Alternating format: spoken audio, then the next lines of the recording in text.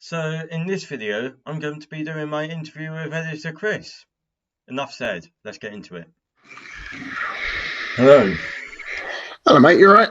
Yeah. Fully clothed. Yes. Oh, yes, you're on brand. Good for you. I should have been on brand tonight. I didn't bring any. My hoodie somewhere else. Otherwise, I'd have worn it. So, I've just pressed record on OBS. I'm gonna Sure. edit this all afterwards, to remove any bits I don't want in there and other stuff. Of course. Do you want me to record audio at my end, or are you okay? I'm okay here because I've got desktop audio running on OBS at max volume. Fair enough. Yeah. Okay. Sounds good. So how have you been? Fine. Honestly, I'm happy. Tired, but that's just comes with the territory, I guess, mate. Yeah. I've watched the Lollujo 2 video ahead of tonight. Well, that's good. Because I haven't. I'm joking. I have, but it's yeah. It was a fun one. That one. Yeah. I'll say the very least, yeah. So, how did you fall into the editing with Kev? By luck, 150% luck. So going years back, so maybe I think 2018, I started doing a little bit of content creation myself. I did some YouTube videos on my own. I wanted to do a bit of Football Manager, and I enjoyed it. I had a lot of fun doing it, but I wasn't able. I don't think I was good enough in front of the camera to become a personality, so to say, that would be, at a level that would make it, a position I could do it full time. And it was a hobby, and I enjoyed doing it. Alongside that, I would be doing Football Manager Let's Plays. So yeah, like the what you call the usual FM Football Manager sort of style videos. And then I came across Workspace's video he did years ago, so bear with me. But if I remember correctly, he had a series that was based around turning the American leagues or the American system into a European style relegation and promotion style. And he created an introduction video to the whole series, and he manipulated a load of real life footage to create this sort of style of video. And I saw that and thought, that's awesome. I love that. Even granted, Jack may not have liked the series and it may not have done very well, if I remember correctly, but I loved that sort of element of doing it. And I tried to do something similar on my own content by doing the old Red Bull style clubs, which were quite common now, but they weren't back then. And I created my little introduction video for it and created little video packages, and I loved doing that. And then I thought, and then for some reason I can't exactly remember, I stopped doing YouTube. I started getting into Twitch, and I love doing that. I very rarely stream now, but I used to stream a lot. I streamed 4-5 times a week, and again, that I loved that. But then I got a job working in a bar, and I wasn't able to sort of commit to doing streaming as much as I would have before. So alongside that, towards the end, I'd been very active in the community on Lollujo streams and the vlog channel stuff, and I'd got to know Smoothman, who's used to be Kev's workmate. We were all going to do a wrestling podcast together. Kev backed out at the last minute. Typical. And yeah, we sort of got to know each other a bit more, and then he wanted an editor for 1 or 2 streams he was doing ages ago on Civilization. I said yes, and then I backed out of it because I couldn't do it. I did 1 or 2, and it just wasn't working for him, so it just sort of stopped. And then he asked for it again for the Network series, for the Network game, which was last year, I think. Oh, no, a year and a half ago now. I think it was 2021. Yeah, it was just, yeah. That's when it first started. Yeah, and I offered to do it, and yeah, he came back to me, offered me this is what we'll do. Offered me a bit of money alongside it as a thank you thing, and it went well. And then how it became like a proper thing where it became my job was at the beginning of 2022. I've actually got the date right here. Oh, you Just have. give me a second. February the 17th, 2022. Yeah, that's when it became like my proper job. But before early January, this is where the sort of seeds were sowed for this one. I messaged Kev saying I want out of where I'm working. I don't like where I work. How about I come and work for you on a more permanent basis? And at the same time, he sort of had a sort of wanted to do something like that himself. So again, it just sort of fell into that position. We agreed on like amounts and what we're going to do and how it's all going to work out. And yeah, it's been going that way ever since. I do all the Kevin Chapman videos, and the Lollujo 2 channel is essentially mine. I have creative control on the Lollujo 2. But for the Kevin Chapman channel, and occasionally his main channel, it will be okay, this is what I need. This is what I need for this time. Just run it by me when it's done, and it's all good. So yeah, that's it really. And then when Kev put out a tweet asking for an editor for the network game, I went to him with it, and then it sort of spiraled from there really. So I can see you're young. Don't have kids. Exactly. Okay, right. Where were we? So we finished your first question, Uh-huh. like the how did you get into editing story, like thing. Yes. Yeah. My next question is, what is there ever a favourite video you have edited for Kev? There's a couple. You could say that the BTF ones, or the best thing from ones, are the ones with the most production value, and they're the ones that they take the longest by a considerable margin. We'll go into that at some point. But there's the Spurs vlog I did very recently for Kev. I really enjoyed that. And it's more that I was able to get all the music to perfectly sync in with what was going on, because that can be a bit of a challenge sometimes. And it's not necessarily the music that's a challenge, the sort of timings that are a challenge. It's the right music for the right part of the video. Yeah. They're so hard to get right. It does. I consume so much of this style of content nowadays because I have to figure out what works. And luckily, Kev very recently got licensed music for which you probably may well have noticed if you've watched a few of the videos, the vlogs. Certainly there's been a change in the style of music very recently because we've got licensed music from someone, I think David Cutter, I believe is his name. Forgive me if the name's not right, but it's like we've got access to like 700 songs off there now from him, and all of them just work perfectly. Kev also has a license from Epidemic Sound, but that's only on the Kevin Chapman channel, so we can't use that on the Matchday vlogs because they're on the Lollujo channel.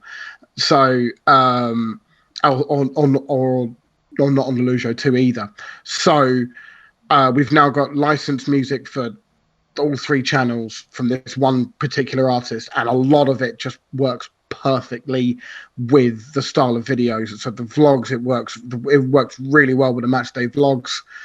We can use a bit more of the rocky stuff for the best thing from as well, which is I've heard that during the like the promotional videos that came out before the actual video, like the music at the end of that. Yeah, that's that's annoying me because I know the name of the song because I've had to look at it so many times. But yeah, in terms, so again back to the topic, probably my personal favorite one's the Spurs one, because also with the majority of Matchday vlogs, I said before that I don't have creative control. I technically do because I'm given this. I'm just given this file or these 100 or so clips and gone, right, make something out of that, go for it. Is essentially my brief for vlogs, and for certainly Matchday ones, and they generally follow a decent sort of same linear path. But I do have a little bit of creative leeway with them, so I can sort of throw my own style and spin on it, and that's And that's why I personally love those ones. The BTF ones are a lot more controlled because they have such a high production value and have a lot more time taken on them. They have to have a lot more ticks and sign-offs.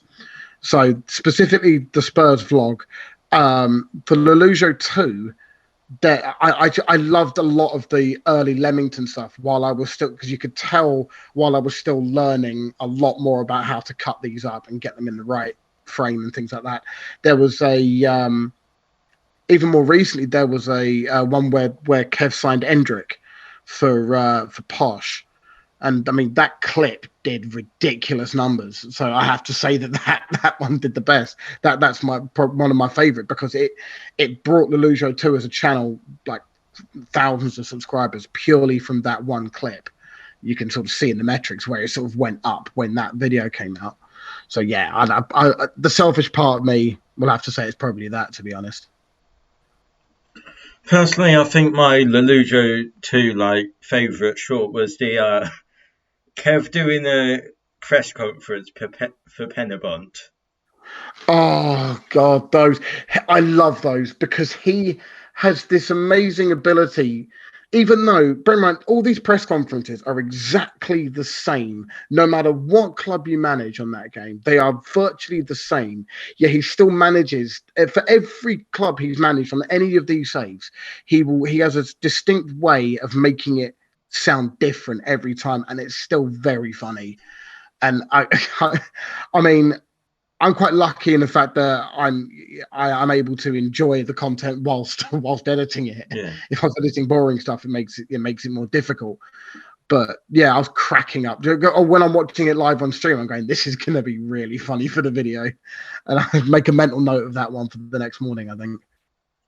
So, were there any creative challenges you encountered during the editing of specifically the Best Thing From series? Yes, many. I'm laughing because of the pain that I went through for the first Swansea video, which I can probably recite because of the amount of times I went through it. Now, I don't necessarily have that much experience in that style of editing. I've never really done it before doing this. It's like editing multiple videos and kind of syncing them up, really. It's not necessarily that. That wasn't really the challenge. It was about cutting at the right moments to be able to tell the story, because it was all about the story, because it's a 22-minute video, but it's an hour and a half of footage I've got. And picking the right exact clips to go for the right moments with the right music. It sounds a lot easier than it is. It was particularly challenging. The particularly challenging bit that I found, which I didn't really think of at the time, but after sort of my first or second iteration of the video, was the audio levels are all over the place, because for instance, at the beginning, Kev and Sheepdog are at the beach. Then they're in an arcade, and the arcade volume is so loud. So then you're having to mix the levels for that. Then here back outside again, and if you cut it at the wrong moment, or if you zoomed in at the wrong moment for some reason, the audio would change, which I still to this day couldn't figure out why that happened.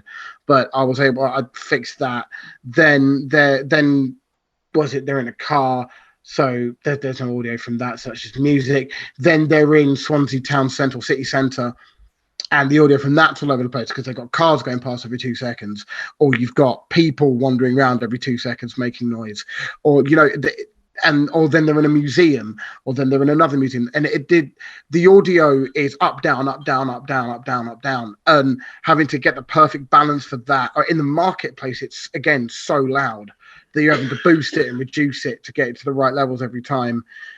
It was a nightmare, and I don't have any EQ software apart from what's available already in Premiere Pro.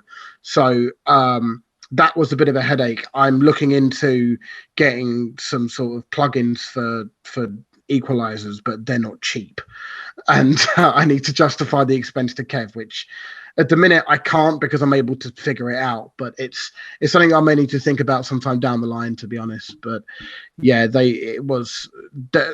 letting alone the amount of revisions from the first Swansea video. I have 4 final versions of a 4K video, and that's about 100 gigs worth of the same video because there were minor changes needed to be made where Kev went all dictatorship on me occasionally. But it has to happen that way. If it's his vision, he wants it in a certain way. So it's perfectly fine. It's a headache, but it's perfectly fine. We were getting better at getting the BTF videos out nowadays. Anyway, we think we can. We're sort of getting it to the point now where when the footage arrives, it should be done within a week and all signed off. That's the target from when. When's the next one? Turin in a couple of weeks. So yeah, it'd be the end of April, I think, the next one. Sounds great.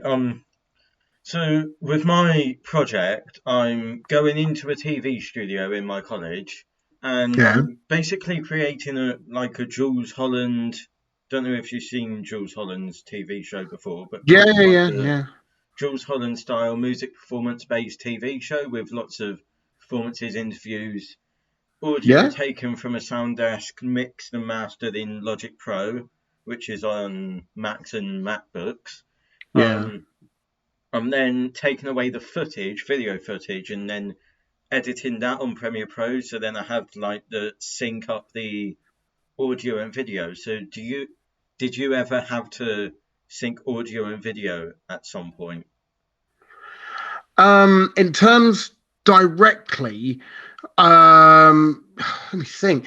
In terms of just for a standard video, I mean, I'd be uh in terms of audio and syncing videos, it would just mainly be using the clap sequence. So there'd be like a 1 2 3 clap, and then well, how I would if I remember now, because I'm looking at the camera on this one. So I'd be able to do the audio and the video sync because, for instance, say if I was recording a video for YouTube back in the day, I'd have Audacity running because this mic is a terrible it's a snowball.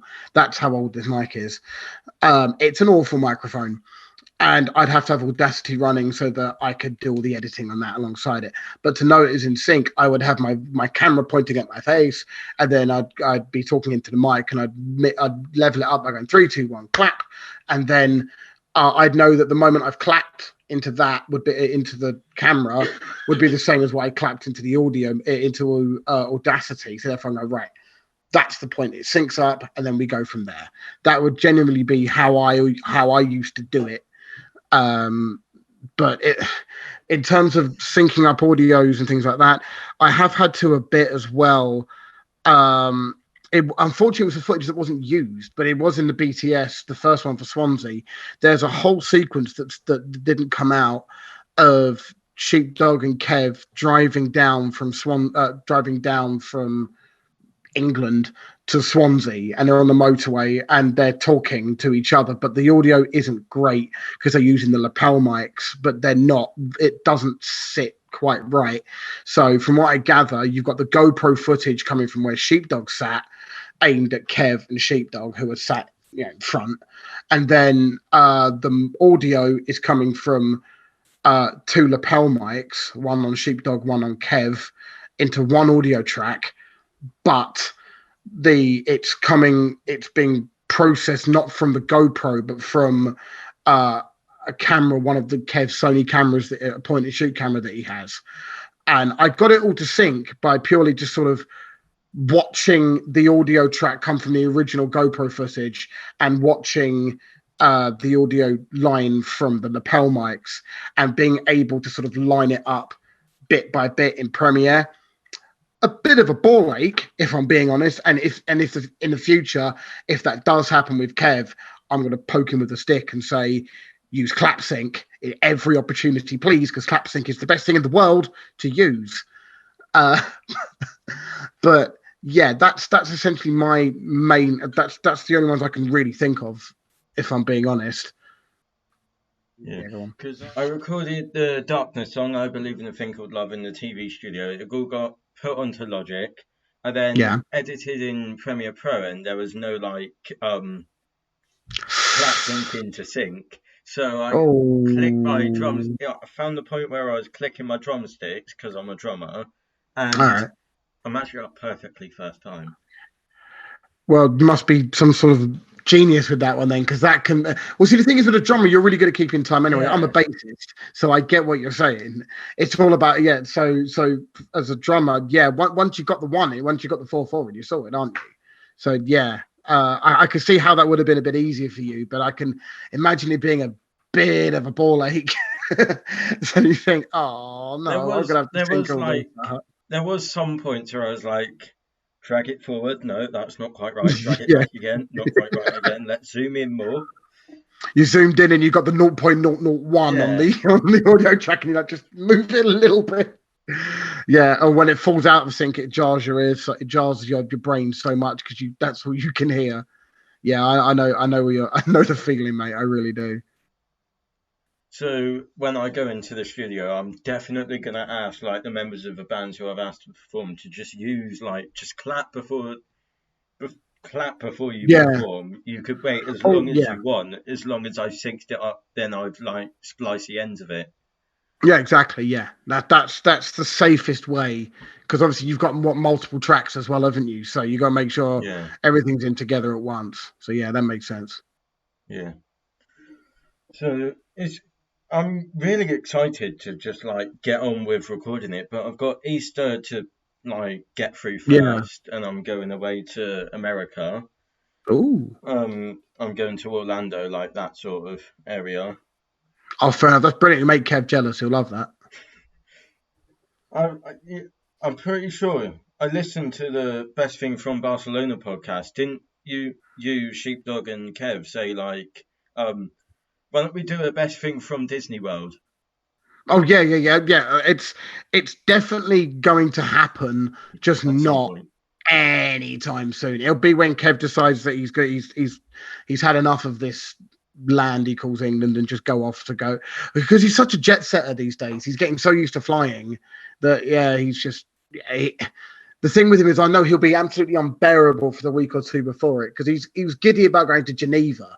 You imagine how giddy he's going to be about going to Orlando. Jesus. But yeah, I'm sure that it will happen at some point when BTF it becomes the mega power that we all think it's going to be. Then once it gets sponsored and people start, and Kev can go do what he wants and be paid for it. Who knows where we'll end up? But I'm sure Orlando's definitely on the cards. It's definitely on. It's definitely the pipe dream to go to Disneyland and be paid to do it. I think that's it. I think that's the dream for Kev, to be honest. And it can all be tax deductible. Damn straight. Well, no, it wouldn't even be that. It would be. The likelihood is that down the line, we'd hope that it would get sponsored. So be like I don't know which sponsor or a company or whatever would be involved directly with BTF. That's the plan, because then eventually Sheepdog can come on full time. Kev can spend more time on that as well. I wouldn't necessarily be going to any of these things. I'd be sort of here doing my editing thing, and then it makes the podcast more fun when they're explaining things that have happened to me.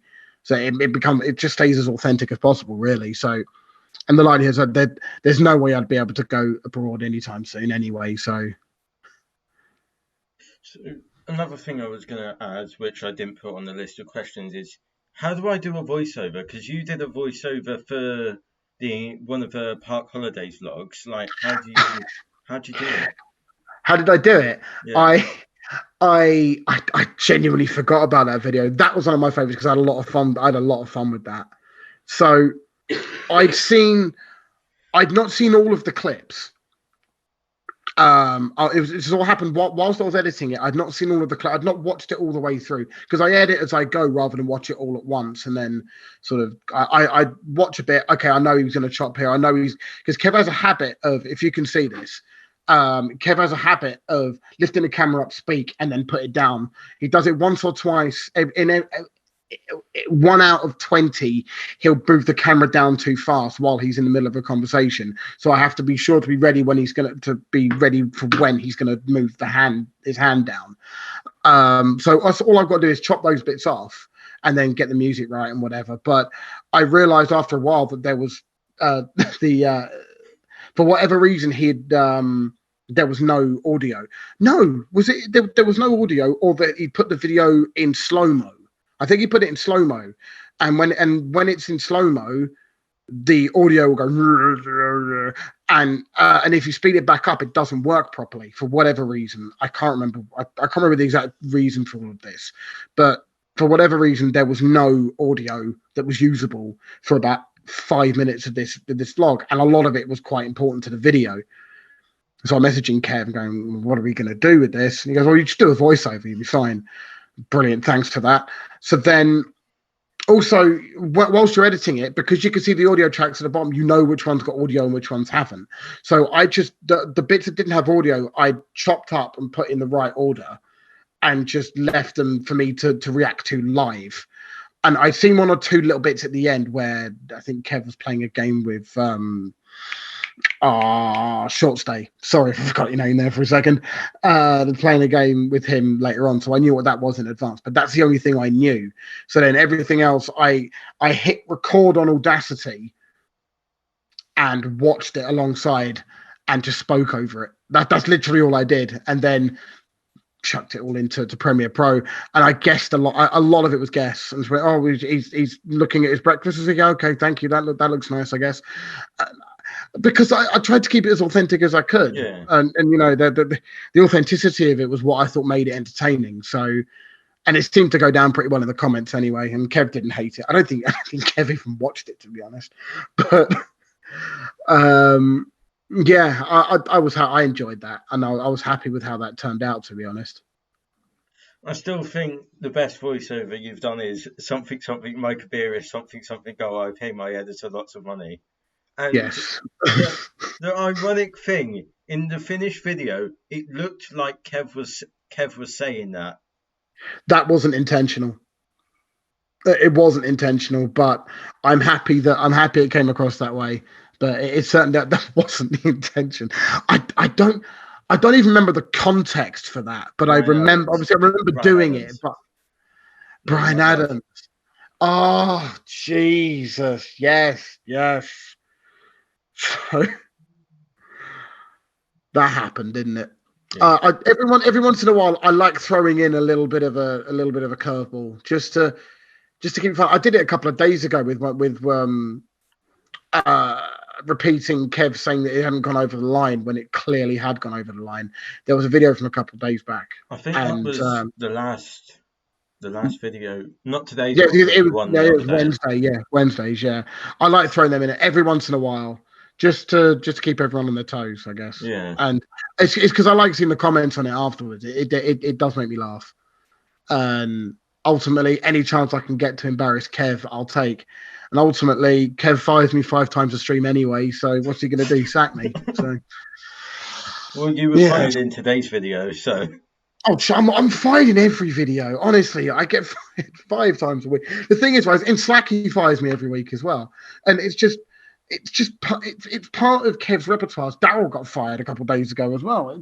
It's just fun. It's just fun, and having to just interpret what Kev means is fun sometimes. But he's a good boss, I guess. And I want that stricken because I know that he'll use that. He'll use that, knowing him. yeah.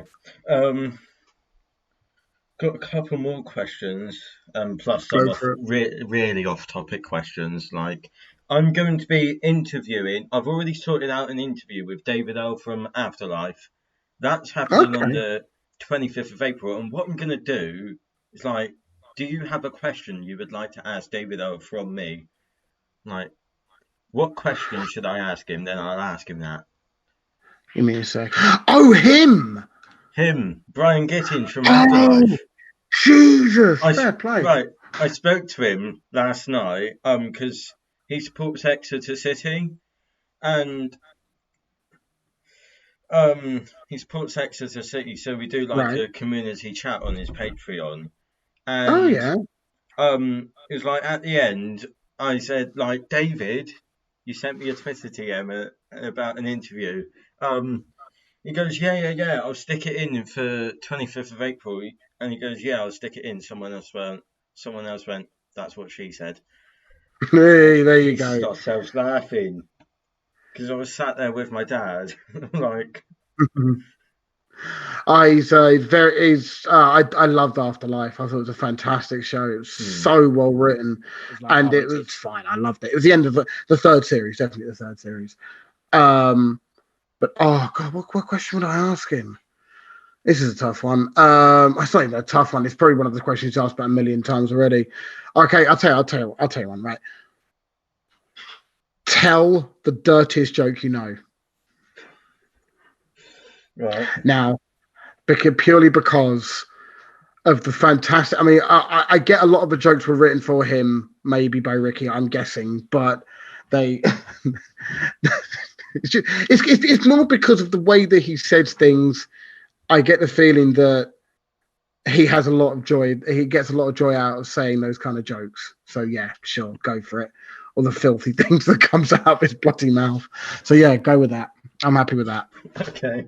I'm also interviewing Kevin in the early planning stages because he's very busy over the next few weeks with Switzerland, Insomnia, and Turin. Yes. So he sent me a Twitter reply back saying, "Ask me again in a few weeks, and I'll see what gaps I have in the schedule." This is going to seem weird, but what question would you ask Kevin from yourself? Hmm. What Kevin would I ask? Or what question should I ask Kev? Interesting.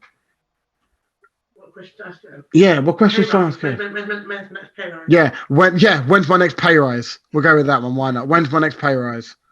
And the answer will be never. But you know, we'll go with it. When's my next pay rise, Kev? Go on. Absolutely amazing. Kev, Yes. I don't. when's my next pay rise? It's going to be like this question comes from editor Chris. He asked, "When's his next pay rise?" Yes, brilliant. And he will say, "Never, Topher, you're fired." Will be the exact words he says. I can pin it in the exact tone as well. Never, Topher, you're fired, and that'll be it. And then we'll laugh about it, and then I'll get back to work.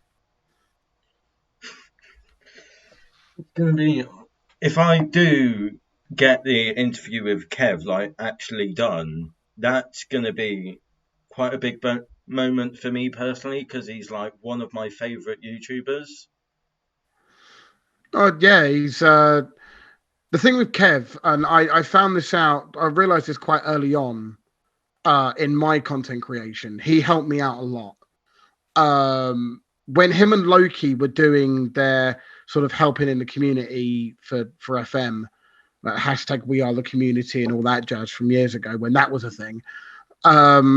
He They were saying that send me your videos later on. You know, I think it's send me your 100th video and we'll critique. And Loki did it, and that's fine. But with Kev, I ended up doing a draft with him on both of our channels. He went through like a time where he wanted to try and build some of the other people up in the community, and that was really helpful to me because I've been in his streams a bit. You know, we just got chatting about it, and then it just sort of became a thing. And then you know, we did a couple of videos together, and it was quite.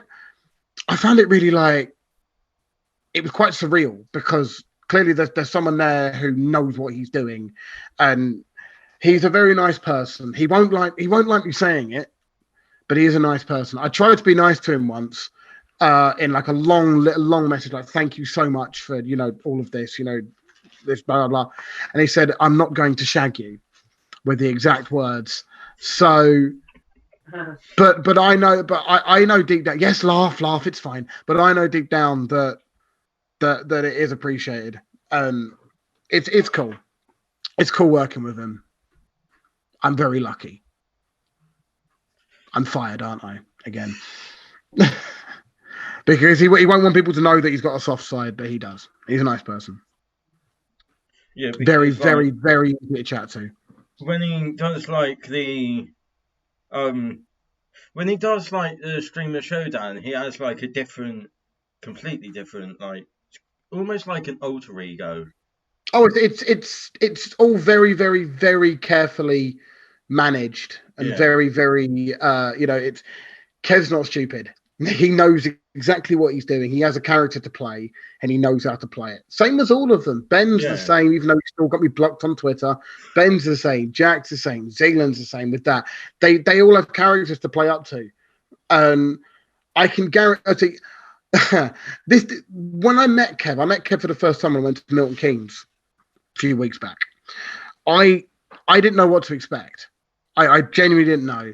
He pulled up in his car, and the Killers was blasting out of the speakers. I thought, bloody hell, okay. Then he's waving at me. Okay, all right, okay, hi, Kev.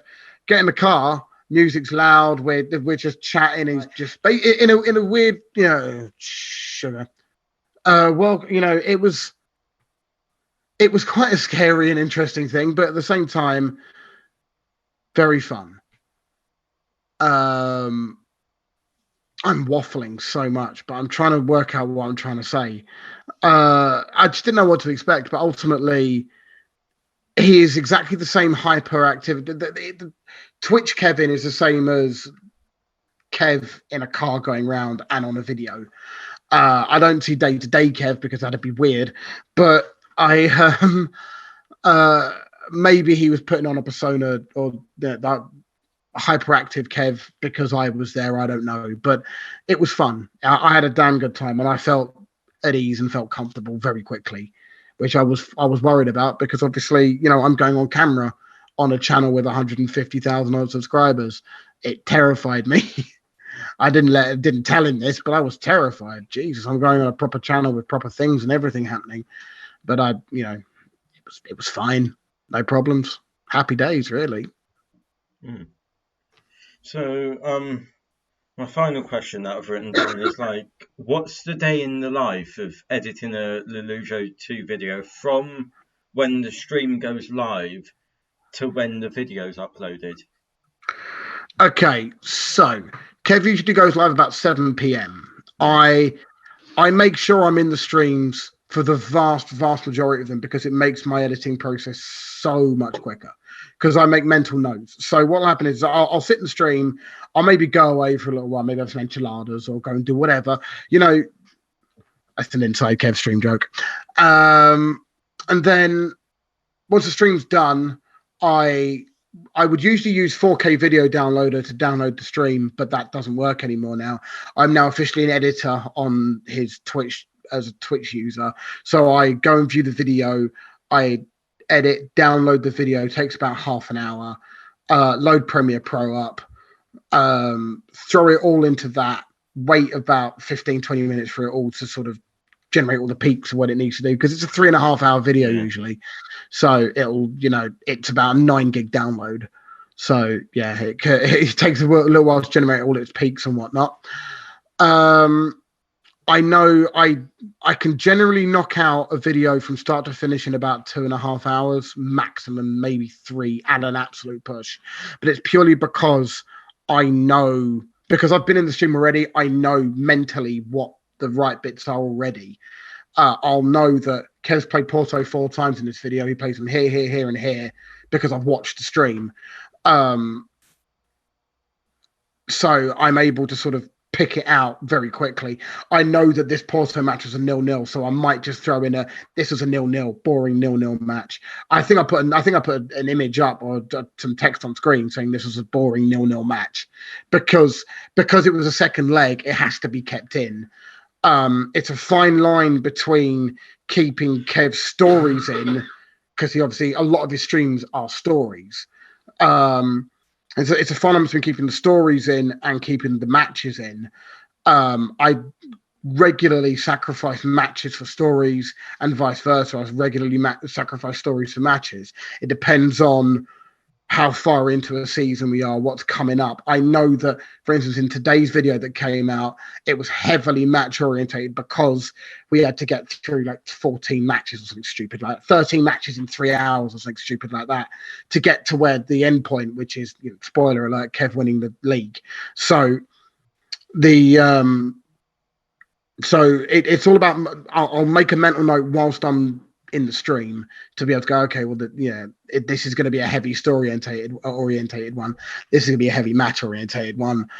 Heavy story orientated ones orientated. I'm saying that right? Orientated. Yeah, I am saying it right. I'll make sure it's all till I know where the stories are because it's from the stream, so I'll be able to cut it at the right moments. Yeah, again, it depends. I might throw in a little bit of effects every once in a while, but it generally takes about 3 hours Mm. now because I've done about 150 or something like that of them now, so I'm so used to it. And my expertise is speed of release. This whole the reason why Lollujo 2 has quote unquote blown up a bit is purely because of the system of the model that we have of the video is out before the next stream. That's the model that we've built Lollujo 2 on, and it works well. Um, there's been a sort of drop in views. I attribute that more to Kev not being around as much, and the video level, the views sort of leveled out to what they would probably be around this time. Um, I don't know. I could argue they would be a bit higher if there was more content to put out. I'm having to flesh content out at the minute. I'm having to use clips because we're having periods of 4 or 5 days where there's no content on the channel, which isn't great. There's a clip coming out this Sunday which is going to be based off of that money glitch well, not money glitch, but the transfer thing that Kev had on today's video. Yeah. There's going to be a clip from that to come out Sunday. And then I've got to find another clip to go out Tuesday, which, they'll take about an hour and a half to do. But in general, yeah, I will usually start working in the night. So I'll work till about midnight. Sorry, to go back to the original question, I'll start work about 11, work till about midnight, go to sleep, get up about 5, 6, and I'll finish it off. And it'll be done by about 8, 9 o'clock at the very latest. And then Daryl will have done the thumbnail already because I'll have messaged him with this is what I want the thumbnail to be. He's got a template, so it takes 4 or 5 clicks for him. He changes the number. He puts the right Kev face on it, and then uploads it. Then I download it for the upload to YouTube. Usually everything's all uploaded by 8:30. It was uploaded at 8:30 this morning, today's one. So, and I mean, that's only because I had a day extra, but I decided to take last Wednesday night off. So yeah, it's all good, and I'm happy with the system we've got in place. BTS take a lot longer. They take about 20 hours total in terms of back and forth. 20, maybe 25 hours. But the Swansea one took about 35 hours because of the amount of back and forth we did over it. And yeah, it about 4 or 5 different versions of the same file being sent backwards and forwards because Kev wasn't happy with this, or he wanted this level changing, or etc. Vlogs take about 7, 8 hours depending on how long they are. And that's match day vlogs as well, around the same. The Servette one, which I'll be getting early next week, will take about 7, 8 hours, I reckon. A family vlog, it depends on how long, but I'd say around 5, maybe 6 hours, depending. As long as the stories all the good thing with those ones, the family vlog ones, the stories are usually quite linear anyway. Because I was talking to Kev about this when I met him. He, even before he's picked up the camera, he knows what the story is for the day. Yeah. So he plans everything he's saying to be part of the story for the day, which makes my life a hell of a lot easier. That's what makes the BTF videos more difficult, because Kev's already got the story planned, but it's not translated in camera form. So he wasn't, it's things that he's working on for the next video. Apparently the Turin one will be a lot easier because he's going to make it a lot more linear rather than a bit just, we're going to go here and then here, then here, then here, then here, then here, which is what Swansea and Barcelona were like. So hopefully that'll make my life a bit easier with those ones. But in general, I'm hoping it won't be too long. The other ones, hoping it won't be too long to do. I'm done. So it's all going along very well for you, all the editing stuff and yeah, all going really well for you. Generally, yeah, I'm really happy with it. Do you? Yes, it's a well-oiled machine. We're trying to get to it. We're trying to get it almost automated. Everything as automated as it could possibly be. AI is taking over the world. Is that what you're trying to say? It already has, my friend. ChatGPT will rule the world in 5 years, and we'll all be answering to Amazon or overlords. So, you mentioned on the Best Thing from Barcelona podcast that like the footage of Kev finding the escalator or elevator, escalator, as he Escalator, yeah. says. Um, it was like almost like very unplanned. How did you like have to try and make that fit into the story and Well, see, the thing is, right? I was adamant that Kev had planned that. That they'd walk down this certain street, and it just happened to be whilst he's in the middle of a conversation, there just happened to be an escalator randomly in the street. But nope, that's how it happened. And if you see, it didn't work out exactly how we wanted it to. mm, I mean, he in his head he had planned when he saw that, and he planned the escalator where he's walking up a street escalator or whatever he said. He had planned that transition like that to work, but the audio levels weren't quite right. We did it, we did sort of do that as best as we could, but there wasn't much else we could do. But that's how Kev's brain works. It's all, Kev in that split second saw escalator. Oh my god, that's amazing content. Oh my god, I can have street escalator when it syncs in with the camera and it syncs in with the video. That's how he wanted it to go. But unfortunately, it just wasn't quite right. There was a few little audio issues. It didn't quite sync just how we wanted it to. But I mean, it came out all right, that bit. But I thought that maybe if you did a couple of takes of it, it would have looked better. But then it lacks authenticity if there's multiple takes. I just remembered my next question. Oh yeah, did you edit the most recent Kevin Chapman video, like the one where he said he explained his autism diagnosis? No, I didn't. Because I didn't. I didn't. I thought you did like with all the flashbacks to previous videos and like finding No, I things didn't. out. That was Kev. That one took me completely by surprise. That Mm. one. I didn't even know he was. I didn't even. Well, I knew that video was coming. I've known that video was scheduled for a while, but yeah, he just sort of did it off his own back. I think I even asked him whether he wanted me to edit it for him, and he said maybe I'll get back to you or something like that. I think that was the case. I have to go back through all of our messages to find it. But yeah, I knew that video was coming. I didn't realize that he was going to do it himself because I watched it back and I thought it was a really good video.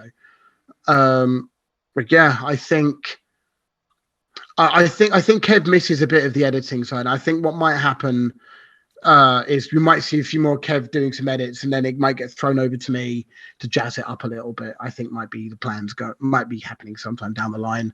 Who knows? It's all up in the air either way. One thing you may have got from this, I'm quite an easygoing person. If someone wants me to do something, oh yeah, okay, sure, whatever. It doesn't affect my pay. I'm happy either way, to be honest. I enjoy what I do. I'm just lucky. So for my TV studio video, it's going to be like music related. I'd Yeah. like to create a thumbnail for that, but I don't know how to. Do you reckon it's worth me asking Daryl to like create a thumbnail for me? 100%. Thumbnail is everything.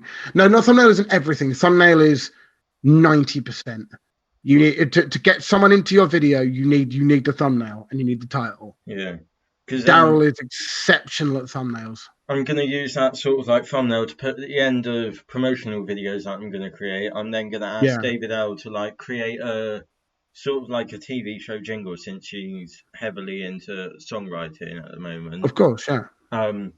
And hopefully it should all work out like swimmingly. And this like interview video will be going live to everyone else on YouTube. I think around I think maybe it be on. So the video's being released 26th of Okay. May. It's a Friday.